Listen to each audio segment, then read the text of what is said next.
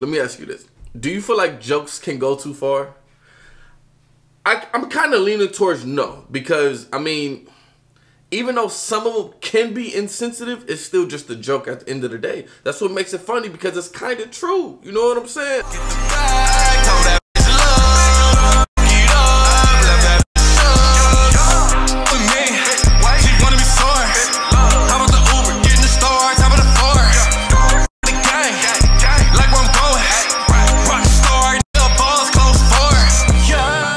Good.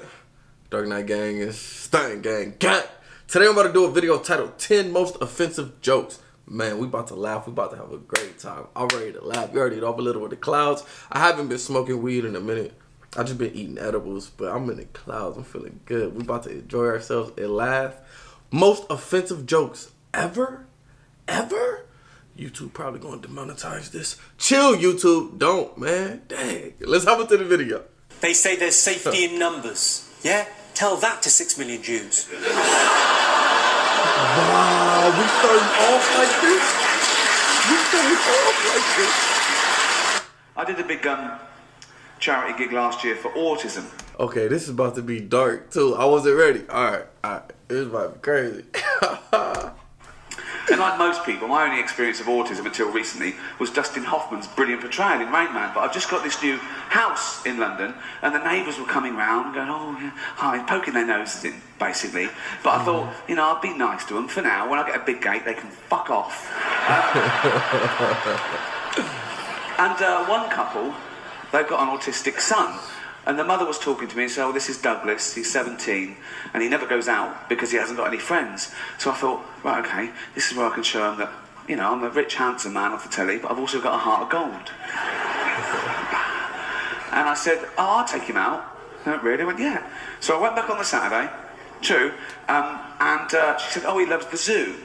And the zoo's only about a mile from my new house in Hampstead I live. And so I'm walking along the street with Douglas, okay, and he doesn't take his eyes off his mum all the way along the street like that. And his mum's in the doorway, and she's waving to him, and she's crying, right? Eventually she shuts the door and she goes indoors. I hailed a cab and said, right, take us to the casino. Oh! So, you got to make it work for you, haven't you? So, This is a real signed story? him in.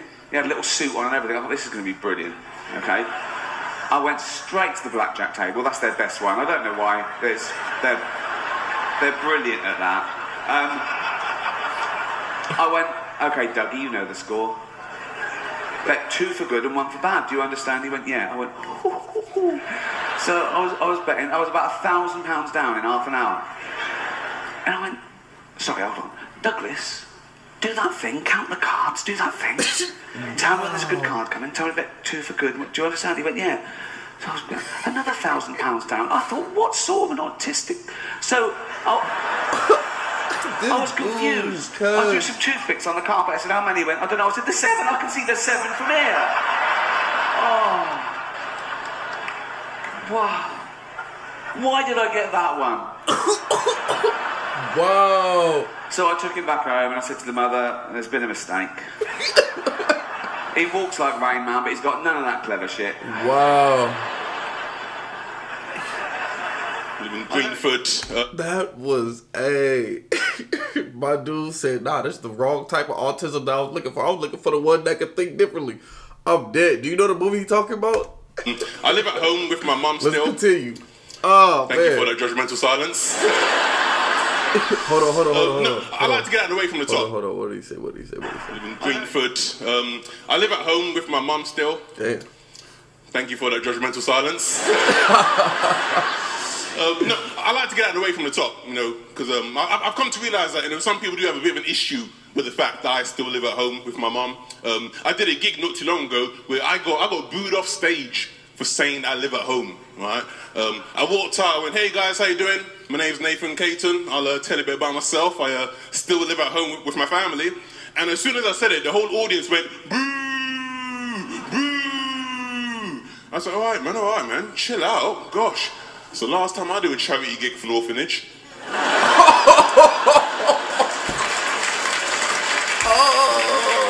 Just my family kept me. Piss off. Sodom. Who they gonna cry to? Hey. There's one girl who was pregnant. I knew she was gonna keep it, frantic bitch. Damn. Okay. I didn't know what I was gonna do, but then a miracle happened. She had a miscarriage in the toilet stool. I know you think that's fucked up, but I'm not mad. wait till you hear this. Okay, okay. I had to act like I was sad about this.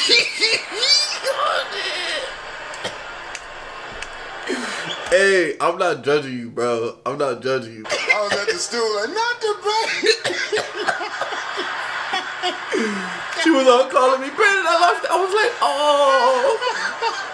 I get where you coming from, bro. It be like that. I'm dead. You crazy for saying it. No.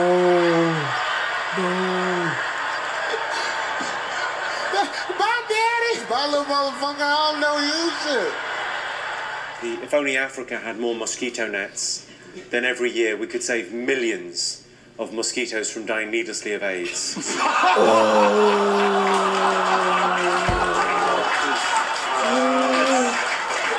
What happened is your Whoopi Goldbergs of this world, when the accusations first came out, they were all like, oh, I don't know if I believe all these women. They're just trying to ruin his legacy or some bullshit like that. Because all these rapes happened in the 70s and the 80s. And they said, what took these women so long to come forward? It's a good question.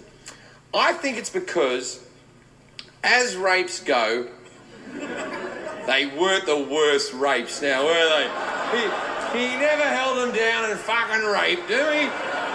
He used to drug them and finger them a bit. And I've had worse Christmases with uncles.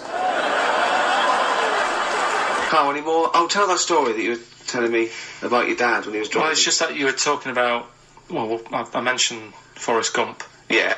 And the Forrest Gump types. When my dad was when he was a taxi driver, Forrest Gump you used to have to sort of do your bit for the local area by taking the Forrest Gump people to Blackpool.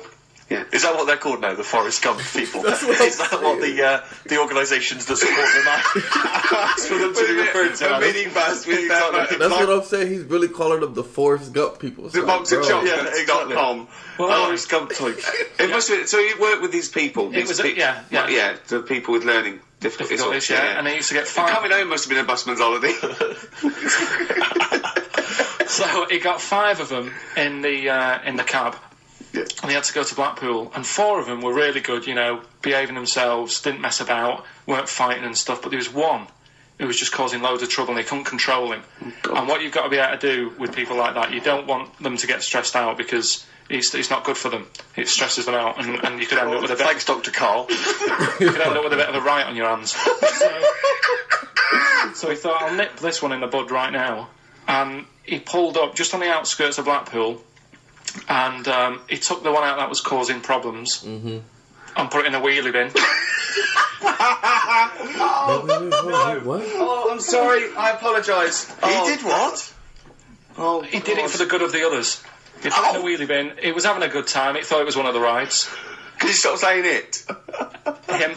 Yeah. He was having a good time, and once he calmed down, my dad went back and picked him up, and he was fine. He had a good What, time. you left him in there the whole time the others were in Blackpool? No, he left him there, not the whole day, probably about an hour and a half. Wait, you left In a where? wheelie bin. In a wheelie bin. Why couldn't he get out? In a what bin? Because, like, his arms Oh, were in a trapped bin. on the thing. It's one of those... What, he tied him up?